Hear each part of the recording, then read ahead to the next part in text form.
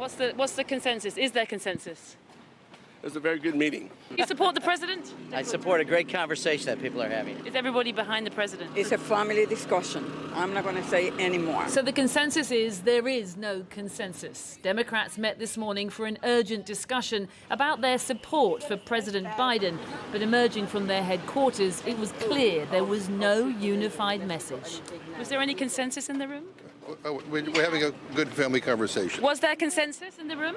It was not about consensus, ma'am. It was listening to discussions, to opinions. But are the Democrats behind the president?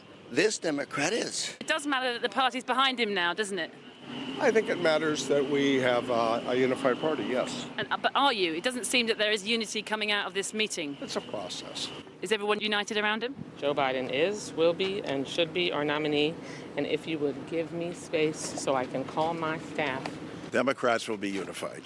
When will that happen, though? You're running out of time, aren't you? No, you're running out of time, not me. But the truth is, they are running out of time, with just 41 days until the start of the Democratic convention, when Joe Biden is due to be officially crowned as their nominee to run for president.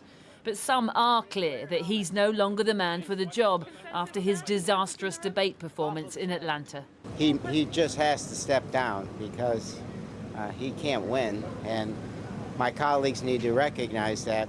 Are you supporting him, sir? I'm going to support the nominee of my party. I'd certainly support President Biden, but I think we would be less endangered of a Trump presidency if we had a different candidate. Biden dispatched his Vice President Kamala Harris to campaign in Nevada today. In the unlikely event he does step down as the party's candidate, she could replace him, though others would throw their hat in the ring for the nomination too. But the First Lady says her husband's going nowhere. For all the talk out there about this race, Joe has made it clear that he's all in. Jill Biden was on a whirlwind tour of swing states that polls showed President Biden is trailing in relative to Donald Trump. And he looked extremely pale, to put it nicely. And he popped up on Fox News, having been uncharacteristically quiet since the debate, no doubt enjoying the limelight on Biden for a change.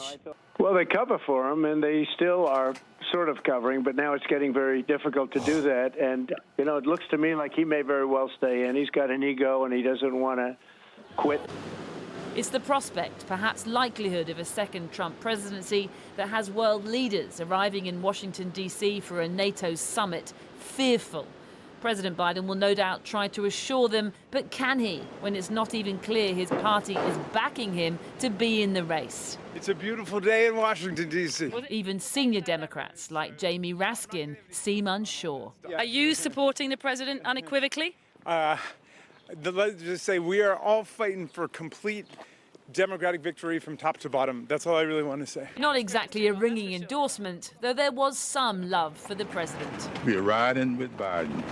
We're riding with Biden. He might be. We're riding with Biden. Can Joe Biden take his whole party with him?